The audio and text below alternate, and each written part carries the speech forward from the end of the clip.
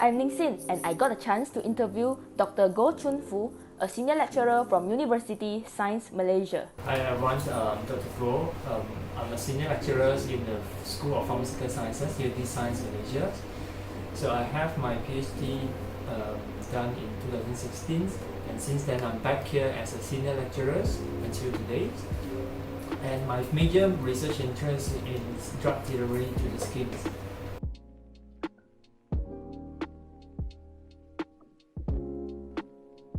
Alright, so I decided to have my to continue my postgraduate studies when I graduated. So that time was something very, very tough for me because I was working in Sarawak. So and I have a lot of things that has to be done in Peninsula. So it take me really long time to have me to go from a clinical pharmacist to my postgraduate studies.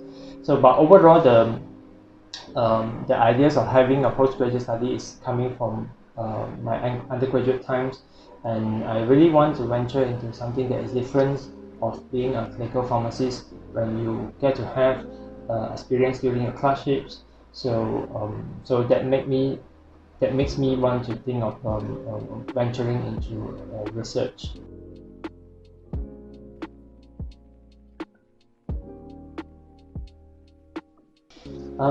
Yeah, I won't particularly say there's one person's or one incident that sparked me to have my interest in this skin research in general. So it was a time that I visited my alma mater here in USM. So I get to meet a few lecturers, and one of them is Prof. Saringat that give me this piece of advice that because I'm thinking to venture into something quite similar to what we have here, so that when I come back here, I can start everything well. But he gave me that kind of piece of advice that you need to be unique, so you need to look for your own interest.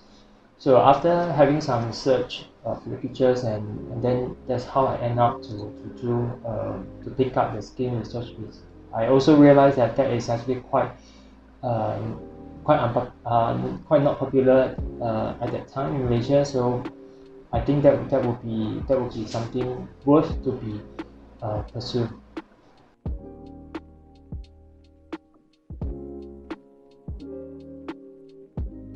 Okay, so the journey is quite tough for me because and in the beginning as a lecturer first, I would say as an educator in general. I think the biggest challenge is that I don't have any prior experience of training in teaching and learning. So this is something very, very difficult to me, even though that I do have some experience of supervising or guiding some of the PRPs during my FRP times. So it's something very, very different because I'm going to face 100 over students giving lectures and try to educate them so that they get to know, get to learn what they need actually to be a pharmacist. So so that is what I have to face in the beginnings. So that takes me actually sometimes to try to build up the experience of teaching, try to learn, try to get feedbacks from students. So that I can improve myself in terms of teaching and learnings, and try to incorporate some of the new teaching and learnings experience, or this what we call the blended learnings. So, and this is also how does it like I'm also using this as a platform to do my research for education, so that I can also at the same time to promote the proper use of a new approach to teach the pharmacy students. So that set aside for what I'm being a lecturer. So and slowly moving on that, as research is still one of my how to say my core duties as a lecturer in the schools. So it is tough because most of the time the field that I'm doing is something new as well for the people around me. So I have to really build up everything from scratch. So that really takes me also a lot of times while focusing on polishing my teaching and learning skills. So that slowly built up as well my research skills.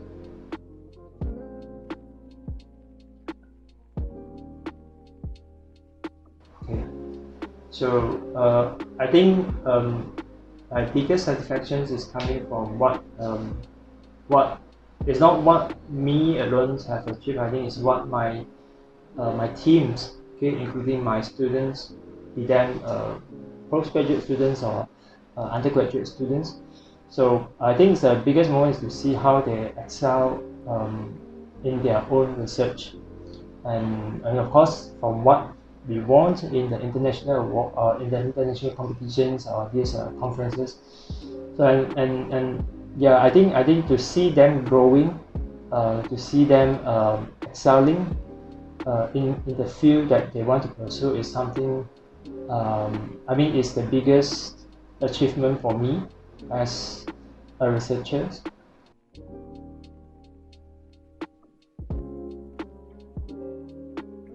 The first things that you need to have is being self-disciplined.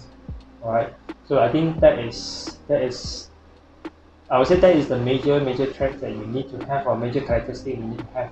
So without proper discipline, I think it's difficult for you to complete a task even, and even to start something. And once you start something, you need to be determined, so that you can and you have to endure all the challenges coming to you, try to solve problems. So problem solving skills is needed. So and I think the overall things like being I always say being excel or being achieve a very good outcomes from your work. But I think being a researcher as general, even though it's during PhD time, I think it's as general we call a researcher.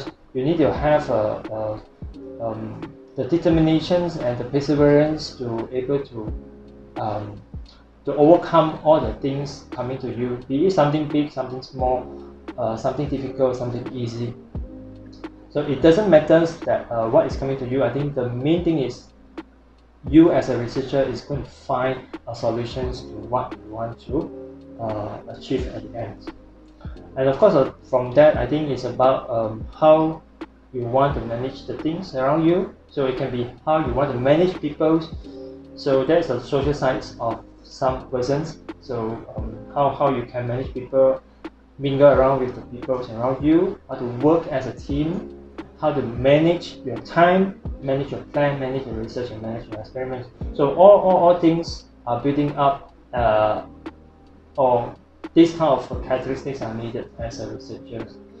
And of course, it's not all about work, I would say, and of course you have to maintain a healthy personal lifestyle. So you need to have you need to be charismatic in this way, so that you can also at the same time inspire people to share your research, to inspire people how your research can actually be relayed or be helpful to the community.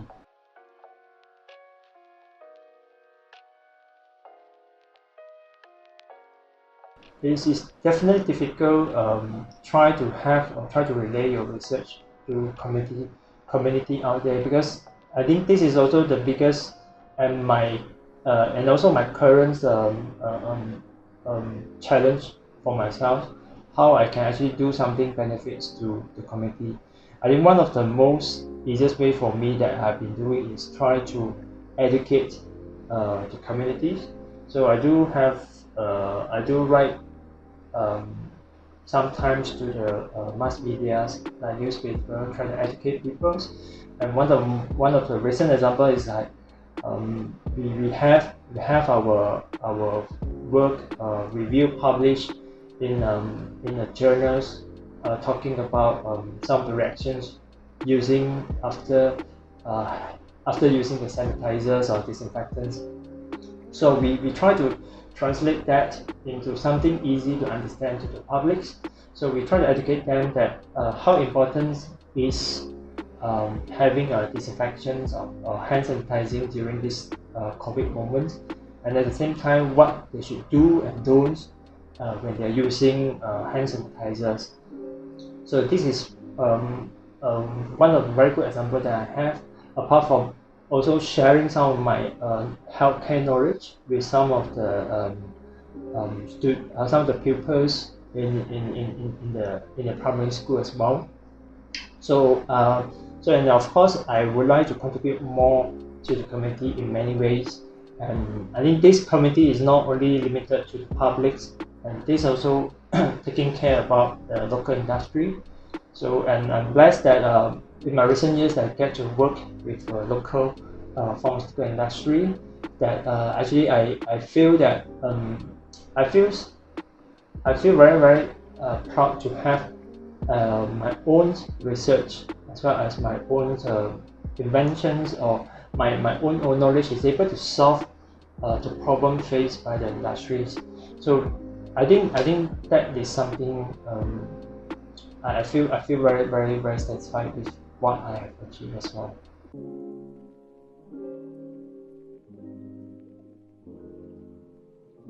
Right. So I would say times is experience. So if you have determined that you would like to have being a lecturer as your career, or being a researcher as a career, however, I advise you to go or to venture into the field as early as you can. So experience do count, because every single experience you collected during your research journey, so that actually help you to build up your knowledge and your skills. So that is actually precious as a researcher, again I say.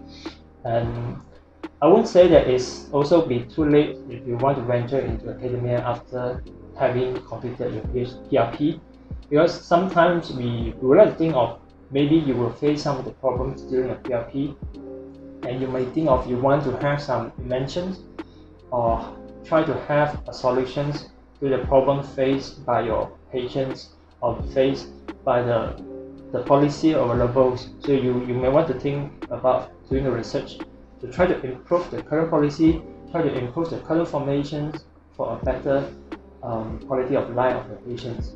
So I think overall, I will encourage that if you think that you want to go ahead, you should go early.